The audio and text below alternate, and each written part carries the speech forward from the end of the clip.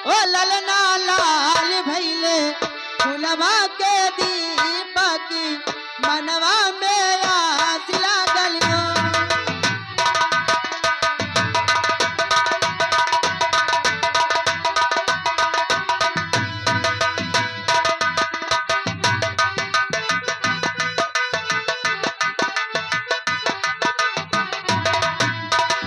जुग जुगा जिए सोला लाला भो, मनवा के भाग जागल हो। ललना लाल भैले फुलवा के दीपक मनवा में आस लागल हो। ललना लाल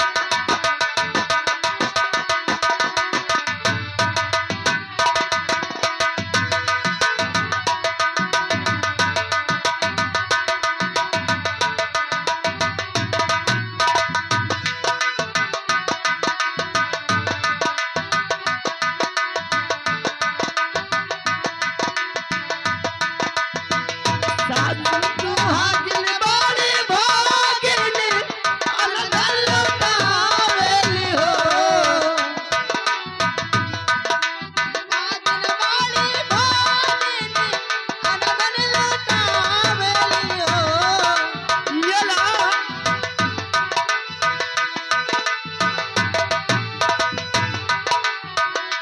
रामा दीदिया के रामा दीदिया के जलवे होरी लवा हो लवा बड़ा सुंदर हो। चलो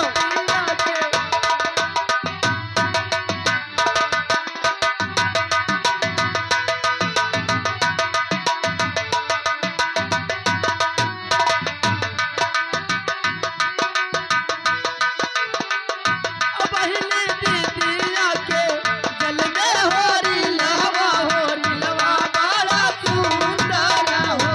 रामा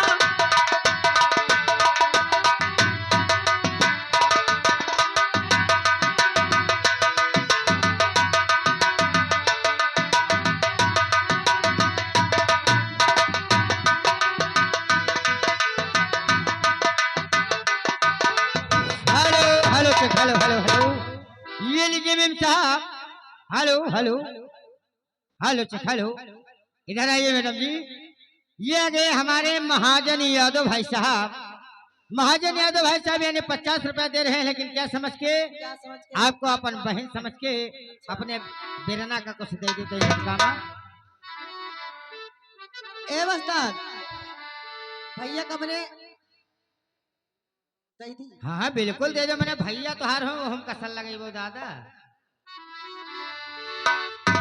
हेलो ए वस्ताद मैडम। अरे कहाँ जाता हो नहीं तो बताओ भैया का बने पानी पी लेते हैं। अच्छा अरे जिन भैया ने दियो रुपया अरे बास से कई कई लिया। अरे हम महीना नचाओ भैया लागी तर बहिनिया।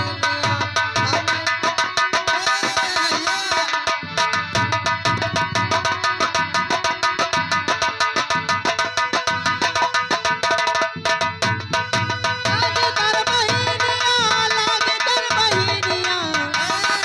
हम महीना नचाओ भैया लागी तर बहिनिया।